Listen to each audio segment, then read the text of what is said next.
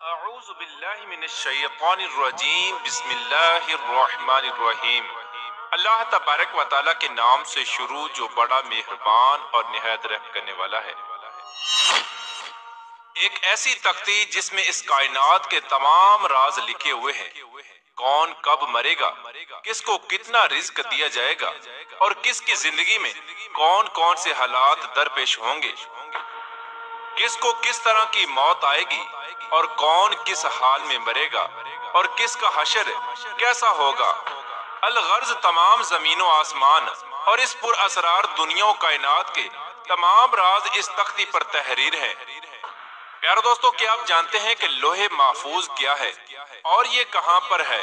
اللہ تبارک و تعالیٰ نے لوح محفوظ کو کس طرح پیدا کیا، اس کی شکل و صورت کیسی ہے اور اس کو کس چیز سے بنایا گیا، اور لوح محفوظ کے اندر اس کائنات کے کون کون سے راز تحریر کیے ہوئے ہیں۔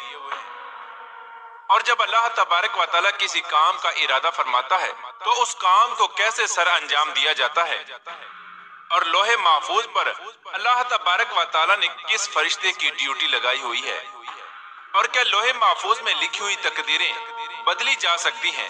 پیارے دوستو، ان تمام تر سوالات کے جوابات قرآن و حدیث کی روشنی میں آج کے اس ویڈیو میں ہم آپ کو بتائیں گے، لہٰذا آپ سے گزارش ہے کہ ہماری اس ویڈیو کو اینڈ تک ضرور دیکھیے گا۔ پیارے دوستو، جس طرح اللہ تبارک و تعالیٰ کی وحدانیت پر اور اللہ تبارک و تعالیٰ کے تمام رسولوں پر ایمان لانا ضروری ہے، اس طرح اللہ تبارک و تعالیٰ کے فرشتوں پر، لوح محفوظ پر، عرش و کرسی اور قیامت کے قائم ہونے پر بھی ایمان لانا ضروری ہے۔ لوح ایک عربی زبان کا لفظ ہے جس کا مطلب ہے تختی، اور محفوظ اسے کہتے ہیں جس کی حفاظت کی جائے۔ پیارے دوستو، روایات میں آتا ہے کہ اللہ تبارک و تعالیٰ نے زمین و آسمان کو تخلیق کرنے سے 50,000 سال پہلے لوح محفوظ کو تخلیق فرمایا۔ اللہ تبارک و تعالیٰ نے جب قلم اور لوح محفوظ کو تخلیق فرمایا تو اللہ تبارک و تعالیٰ نے قلم کو حکم ارشاد فرمایا کہ لکھ، تو قلم نے اللہ تبارک و تعالیٰ کی بارگاہ میں عرض کیا، یا رب العالمین کیا لکھوں؟ تو اللہ تبارک و تعالیٰ نے ارشاد فرمایا کہ اس کائنات کی ابتدا سے لے کر انتہا تک تمام تر معاملات کو لکھ دے۔ تو قلم نے اللہ تبارک و تعالیٰ کے حکم کے مطابق لوح محفوظ پر تمام تر معاملات کو لکھ دیا۔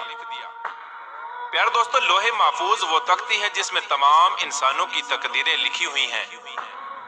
اس کائنات کی تخلیق سے لے کر اس کائنات کے فنا ہونے تک ہر چیز اس میں لکھی ہوئی ہے، لہٰذا آج تک جو کچھ اس کائنات میں ہوا ہے اور قیامت تک جو کچھ بھی ہوگا وہ تمام کا تمام اس لوح محفوظ میں لکھا ہوا ہے۔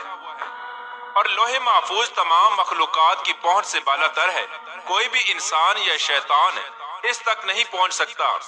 جیسا کہ بخاری شریف کی حدیث ہے کہ حضور پاک صلی اللہ تعالی علیہ وآلہ وسلم نے ارشاد فرمایا کہ اللہ تبارک و تعالیٰ نے لوح محفوظ میں ہر چیز لکھ دی اور آسمان و زمین کو پیدا کیا۔ اور قرآن پاک کے بہت سارے مقامات میں بھی لوح محفوظ کا ذکر ملتا ہے، جیسا کہ اللہ تبارک و تعالیٰ سورہ بروج میں ارشاد فرماتا ہے، بلکہ یہ قرآن ہے جو لوح محفوظ میں لکھا ہوا ہے۔ قرآن پاک کی اس آیت کریمہ سے پتہ چلا کہ قرآن پاک بھی لوح محفوظ کی تختی پر لکھا ہوا ہے، اور ہمارے پاس جو قرآن پاک موجود ہے یہ وہی قرآن پاک ہے جو لوح محفوظ میں تحریر کیا ہوا ہے۔ اور ایک دوسرے مقام پر اللہ تبارک و تعالیٰ قرآن پاک میں ارشاد فرماتا ہے، اور ہم نے ہر چیز لوح محفوظ میں شمار کر رکھی ہے، یعنی اللہ تبارک و تعالیٰ نے ہر چیز کو اس جہان میں واقع ہونے سے پہلے ہی لکھ دیا تھا۔ پیارے دوستو، لوح محفوظ کو اللہ تبارک و تعالیٰ نے سفید موتیوں سے بنایا ہے، اور اس کے صفحات یعنی پیجز سرخ یاقوت کے ہیں، اور اس کی تحریریں نور سے لکھی ہوئی ہیں۔ جیسا کہ حضرت ابن عباس رضی اللہ تعالی عنہ سے روایت ہے کہ نبی آخر الزمان حضرت محمد مصطفیٰ صلی اللہ تعالی علیہ وآلہ وسلم نے ارشاد فرمایا کہ اللہ تبارک و تعالی نے لوح محفوظ کو سفید موتیوں سے پیدا کیا، اور اس کے صفحات یعنی پیجز سرخ یاقوت کے ہیں، اور اس کا قلم نور کا ہے، اور اس کی لکھائی بھی نور کی ہے۔ اور اللہ تبارک و تعالی ہر روز لوح محفوظ کی طرف 360 مرتبہ نظر فرماتا ہے۔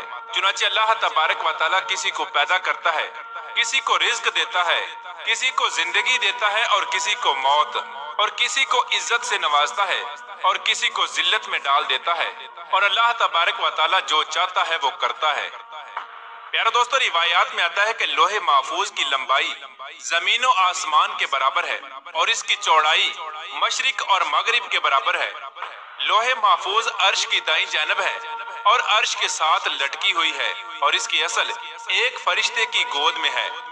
हजरत इब्ने अब्बास रदी अल्लाह तआला अन्हु बयान फरमाते हैं कि लोहे महफूज के सीने पर बतौर टाइटल ये अल्फाज लिखे हुए हैं कि अल्लाह के अलावा कोई इबादत के लायक नहीं, उसका दीन इस्लाम है और मोहम्मद सल्लल्लाहु ताला अलैहि वसल्लम उसके बंदे और रसूल हैं।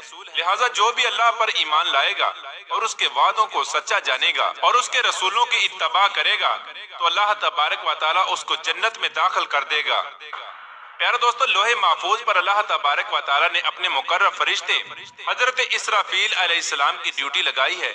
जैसा कि हजरत अबू सुनान रहमतुल्लाहि ताला अलैह फरमाते हैं कि अल्लाह तबारक व तआला के सबसे ज्यादा करीब लोहे महफूज है जो अर्श के साथ लटकी हुई है। जब अल्लाह तबारक व तआला किसी शय का इरादा फरमाता है तो लोहे महफूज में लिख देता है, तो ये लोहे महफूज हजरत इसराफील अलैहिस्सलाम के माथे को आकर टकराती है। जबकि हजरत इसराफील अलैहिस्सलाम अल्लाह तबारक व तआला की अजमत की वजह से अपने सर को झुकाए हुए हैं और अपनी नजरों को नहीं उठाते। जब लोहे महफूज की तख्ती हजरत इसराफील अलैहिस्सलाम के माथे से आकर टकराती है तो हजरत इसराफील अलैहिस्सलाम उसमें नजर करते हैं। अगर उसमें अल्लाह तबारक व तआला का हुक्म आसमान वालों के मुतल्लिक होता है तो हजरत इसराफील अलैहिस्सलाम मीकाईल अलैहिस्सलाम के सुपुर्द कर देते हैं, और अगर कोई हुक्म जमीन वालों के मुतल्लिक होता है तो हजरत इसराफील अलैहिस्सलाम उस हुक्म को हजरत जिब्राईल अलैहिस्सलाम के सुपुर्द कर देते हैं। बस सबसे पहले रोजे क़यामत जिस चीज का हिसाब होगा वो लोहे महफूज होगी। प्यारे दोस्तों, जब रोजे क़यामत अल्लाह तबारक व तआला लोहे महफूज को हिसाब के लिए बुलाएगा तो उसके सब जोड़ कांप रहे होंगे, तो अल्लाह तबारक व तआला लोहे महफूज से फरमाएगा कि क्या तूने मेरे हुक्म पहुंचा दिए थे? तो लोहे महफूज अल्लाह तबारक व तआला की बारगाह में अर्ज करेगी, जी हाँ या रब्बुल आलमीन। तो कहा जाएगा तेरे हक में कौन गवाही देगा? तो वो अल्लाह तबारक व तआला की बारगाह में अर्ज करेगी, हजरत इसराफील अलैहिस्सलाम। तो उस वक्त हजरत इसराफील अलैहिस्सलाम को बुलाया जाएगा। उस वक्त हजरत इसराफील अलैहिस्सलाम के भी जोड़ कांप रहे होंगे। अल्लाह तबारक व तआला हजरत इसराफील अलैहिस्सलाम से फरमाएगा, क्या तुझे लोहे महफूज ने मेरे तमाम अहकाम पहुंचा दिए थे? तो हजरत इसराफील अलैहिस्सलाम अल्लाह तबारक व तआला की बारगाह में अर्ज करेंगे, जी हाँ या रब्बुल आलमीन। उस वक्त लोहे महफूज कहेगी, सब तारीफें उस अल्लाह तबारक व तआला के लिए जिसने मुझे बुरे अजाब से निजात अता फरमाई, और फिर इसी तरह हिसाबो किताब का सिलसिला होता रहेगा। प्यारे दोस्तों, बात करते हैं कि क्या लोहे महफूज की तकदीर को बदला जा सकता है और क्या वाकई तकदीर दुआओं से बदल जाती है। इसके बारे में रिवायात में आता है कि तकदीर तीन किस्म की होती है। पहली तकदीर वो होती है जो आम इंसानों की दुआओं की वजह से अल्लाह तबारक व तआला बदल देता है, और दूसरी तकदीर वो होती है जो अल्लाह तबारक व तआला अपने खास बंदों या अपने अंबिया कराम की दुआओं की वजह से बदल देता है।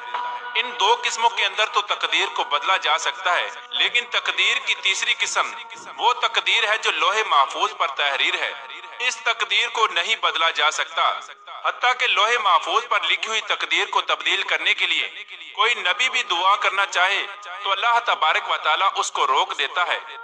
प्यार दोस्तों, इससे मालूम हुआ कि लोहे महफूज पर जो कुछ भी लिखा हुआ है उसमें किसी किस्म की कोई तब्दीली नहीं हो सकती, और लोहे महफूज पर लिखी हुई तकदीर को किसी तरह भी बदला नहीं जा सकता। अलबत्ता कुछ तकदीरें ऐसी होती हैं जिसको अल्लाह तबारक व तआला सहीफों की शक्ल में फरिश्तों को अता फरमाता है, तो वो तकदीरें अल्लाह तबारक व तआला के नेक बंदों, औलिया कराम और अल्लाह तबारक व तआला के अंबिया कराम की दुआओं से तब्दील हो जाती हैं। अल्लाह तबारक व तआला से दुआ है कि अल्लाह तबारक व तआला हमारे तमाम सगाइर कुबाइर गुनाहों को माफ फरमाए और अपने प्यारे हबीब हजरत मोहम्मद मुस्तफ़ा सल्लल्लाहु ताला अलैहि वसल्लम की शरीयत के मुताबिक जिंदगी गुजारने की तौफीक अता फरमाए और उनकी मोहब्बत के अंदर जीना मरना नसीब फरमाए।